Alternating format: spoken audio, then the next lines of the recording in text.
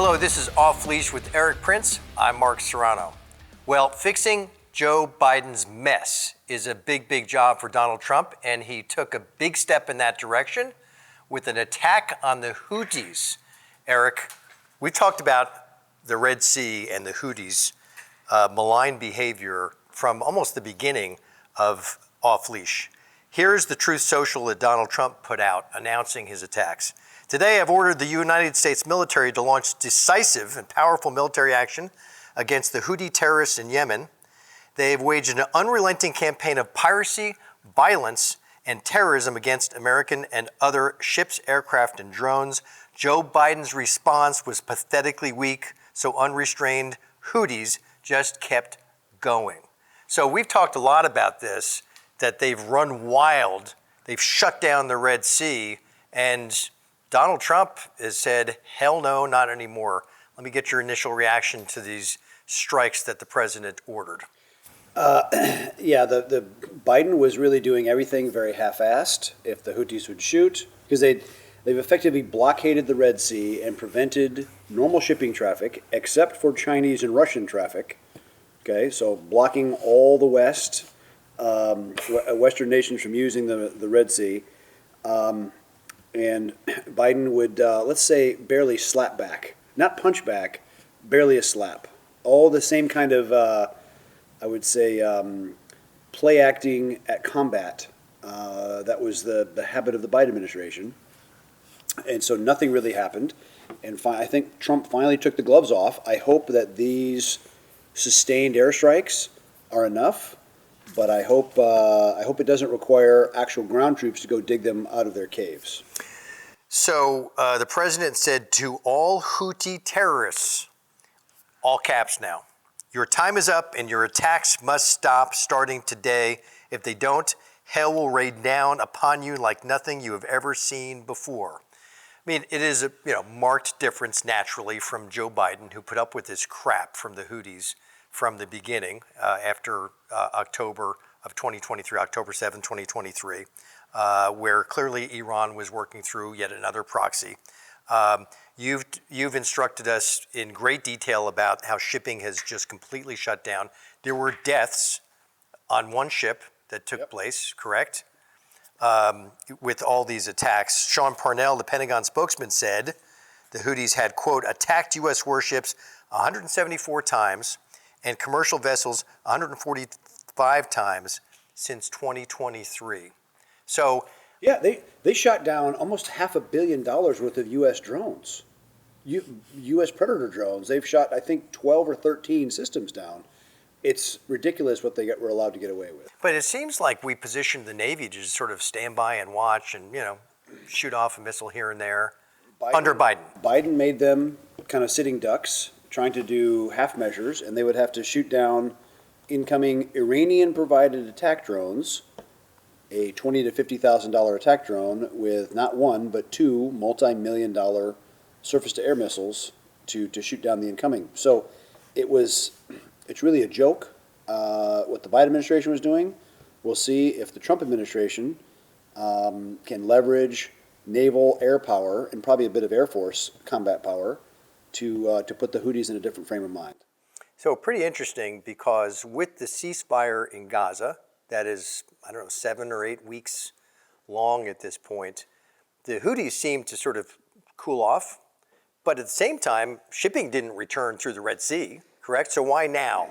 Why now? Because supposedly the Israelis locked down food supply or something going into Gaza. Right. And so the Houthis re-engaged on any and all ships going through the Red Sea. And the Trump administration used that as an opportunity to say, enough of that. I think it's perspective to say, the Navy said they fired $1 billion worth of missiles at incoming Houthi attack drones or missiles. The real number is probably 4 or 5 billion, because you have to replace the stuff you shot, and if you're carrying it at 1990s inventory cost. The Navy shot down one of its own aircraft, almost shot down a second, right before the inauguration, when the Navy was conducting air operations under the Biden administration against incoming Houthi attack drones. and the Navy even managed to shoot down an F-18. So it's been a disaster so far for the U.S. Navy. This is a chance for the Navy to show what proper targeting and proper airstrikes off leash, right? If the president gets the lawyers out of the way and lets the Navy smash them hard, hopefully it has the desired effect. Interestingly, the Wall Street Journal, in their opening line about the attacks by Trump, stated, in ordering a preemptive attack on the Houthis in Yemen, President Trump is taking on a foe that has outlasted powerful enemies for years. First of all, do you agree with the notion that this is a preemptive attack after a year and a half of? I would say it's a long overdue tack. Yeah. I think that's just more sour grapes from a anti-Trump media. Yeah, for sure, with the Wall Street Journal.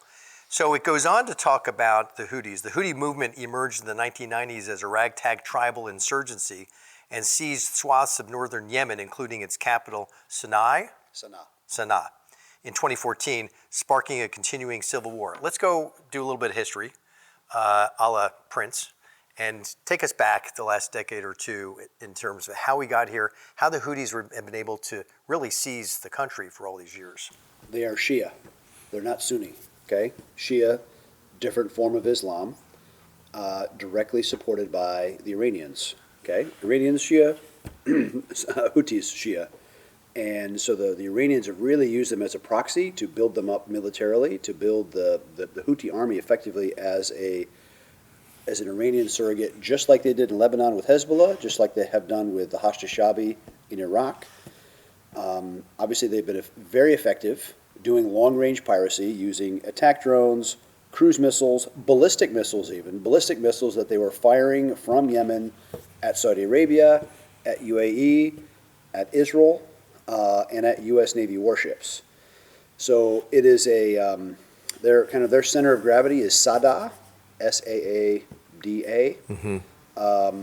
That is their homeland per se, and they've emerged from that area to control the national capital, and now I think they want to go even farther and go east to the control the areas of Marib, which is where the oil fields are traditionally in Yemen. All of that to the detriment of what used to be a Sunni majority, Sunni ruled country. But under George W. Bush, Obama, we did work with the Saudis and UAE to try to stall them or push back on the Houthis as they were sort of taking over Yemen. Did we not?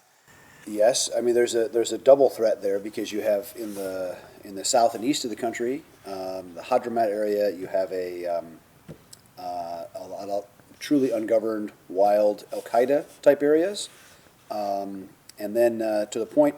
The Houthis grew so strong that the Saudis and the UAE actually did an intervention there, and they were hammered by the Biden-Obama human rights crowd saying, stop, stop, stop, stop, stop.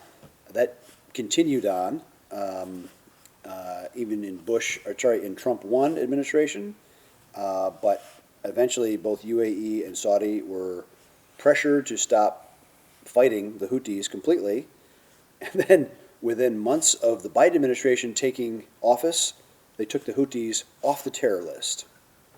So it's almost you'd almost think there's an embrace of intentionally doing the wrong things by Team Biden, and that's the fruits that it is born of shutting off the Red Sea, costing Egypt about $800 million a month in toll fees. The Egyptian pound, right, their currency has fallen by more than half. It's been a disaster. And so really this is also for the Navy. Like the first thing you learn when you're an officer candidate, what is the mission of the U.S. Navy? Power projection, choke point control. That choke point, the Bab el-Mandab, is one of the key ones in the world, and obviously feeding through the Red Sea. And the fact that they've shut it off, they're effectively operating like long-range pirates. If the U.S. Navy is going to have credibility in the world of projecting and protecting maritime trade, you can't have a ragtag army, Iranian surrogate, literally having shut that off for almost the last year and a half. Okay, but take me back 4 years. So that was obviously Antony Blinken, Jake Sullivan's brilliant idea where they tried to appease Iran with the taking them off the terror list, the Houthis off the terror list? Yeah, exactly. That's crazy. It was more supplication, the American foreign policy supplication approach of, Mother May I, can I please get down on my knees? That's what their approach was. And it got so bad that last year the Israelis needed to strike in Yemen against the Houthis, correct? Yeah, even they did. They struck some of the fuel supply areas. The key city that must be taken away from the Houthis is Hodeidah. That is the port city on the northwest side of Yemen, right along the Red Sea. It's, again, historical perspective on this. Yemen has been a rough and tumble place for decades and decades. The Egyptians invaded in the mid-60s under Nasser, kind of his whole pan-Arab thing, trying to surround and really take control of Saudi Arabia. So the Saudis were pissed. The Brits were pissed because the Brits still had the mandate and they were friends with the monarch. So the Brits had been pushed down only to to Aden in the port city in the south. And they ended up hiring David Sterling, the founder of the SAS, and a band of men who went in leading tribesmen. They waged an unconventional war and drove the Egyptians out. He was so effective that he actually received a medal from the Israeli Defense Forces, having pinned down so many Egyptian forces and helped the IDF win the Six-Day War up in Sinai. So following Trump's attack, the Iranians, a spokesman, had said, well, Not our guys. No, right. They're independent. The Houthis are not our guys. Back it up. Exactly. And any direct attack on us, we will respond to. So what's Iran doing there? It's stupid, but... They want to stay off the Donald Trump target list. Okay. So, look, I wish them well. I hope the Navy scores magnificently, and it puts the Houthis in a much better frame of mind. What I'd offered was a similar approach to what worked in Afghanistan for the first 6 months after 9/11, which was special operations, intelligence officers with good communications, good targeting equipment that can locate the enemy positions and deliver air power from drones or from other friendly aircraft overhead, Yemen provided, or whoever, to hammer the Houthis in a way they have not been, in a very unconventional manner. I don't know if the Trump administration has the stomach to put boots on the ground, but sometimes that will be necessary to actually finish the job. Maybe air power alone, the jury's out. So, following the way that Netanyahu has waged war, on a multi-front war, obviously Hamas and Hezbollah are much, much weakened. Would you say of the three proxies of Iran that the Houthis are the strongest and best organized today? Yes, they have significant unfettered access to land, to caves, to all the significant weapon systems of the Yemen armed forces from before, under Saleh, kind of the pre-2011 military, to include Scarab missiles, Scud missiles, all that kind of stuff. They have significant resources, most of which has been, of course, smuggled to them by Iran, by boat, or across the Oman border. So this is pretty significant, though, for the region. Significant escalation. Trump's in office only not even a couple months at this point. What are the Saudis and UAE? What's sort of their reaction? Is there diplomatic, channels they're working? They will be cheering quietly because they, again, a collapse of American deterrence and a collapse of American friendliness when they got hit during the early Biden administration from the Houthis. Okay, Houthis shooting drones, shooting missiles into Saudi Arabia, attacking Riyadh, attacking Abu Dhabi. Okay, both those cities were hit. Abu Dhabi airport was hit. People were killed, blew up some of the fuel supply. They didn't even get a call from Biden.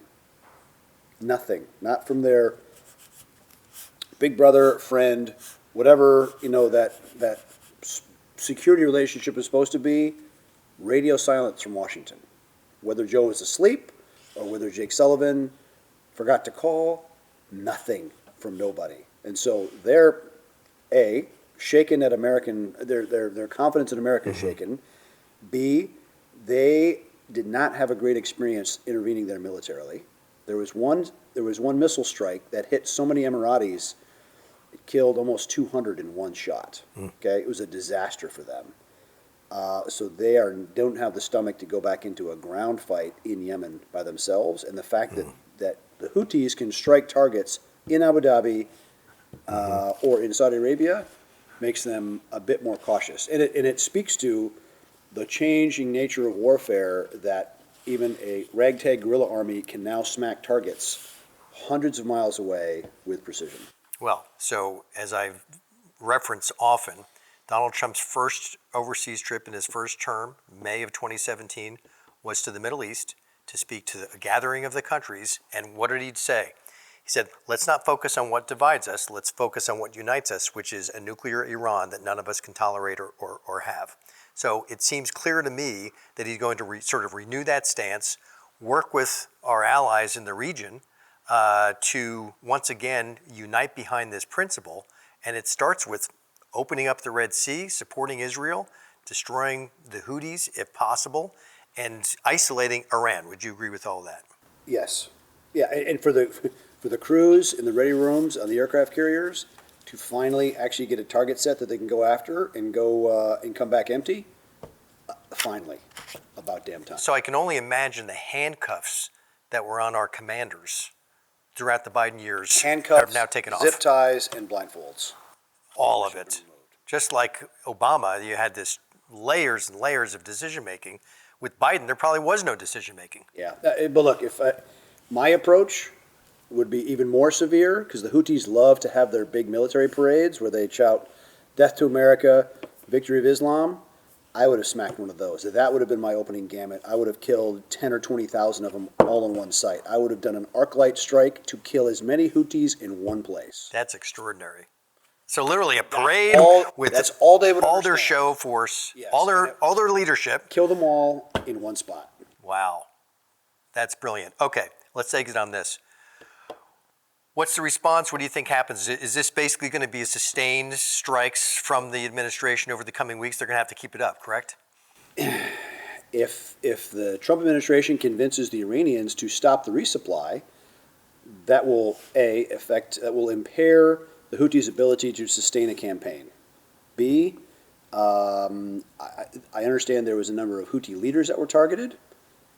Great if successful, but they're not pushovers, and so killing as many of them at one time, great. And you get surprised once. Now they know that the U.S. is pissed, and so they'll be ducking and covering. But I think just as an act of defiance of their paradigm, they'll shoot what they have at whatever ships are going by.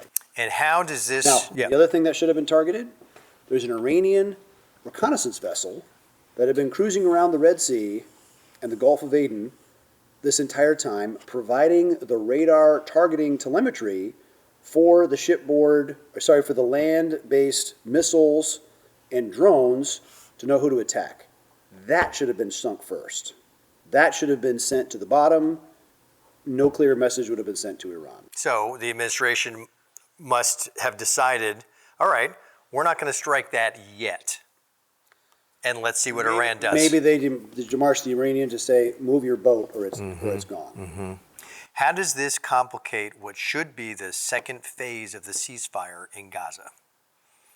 Doesn't this give Hamas sort of an excuse to now return to some of their BS tactics? Maybe, but again, if they have them effectively in a rear naked choke, it reduces their flexibility. Mm-hmm. Who's the winner in these strikes by Trump, and who's the loser? Well, again, I would have organized it and could have done the whole thing for less than the. I could have done this a year and a half ago, and offered such to Jake Sullivan and the weaklings of the Biden administration for literally less money than the Egyptians were losing per month. A private solution could have been done to pressurize the Houthis.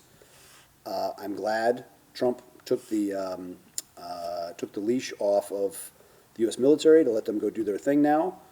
I hope they have the effect, because they have to. It's not about being 90% effective. You have to be 100% effective. Mm-hmm. Yeah. Well, Because the enemy gets a vote as well.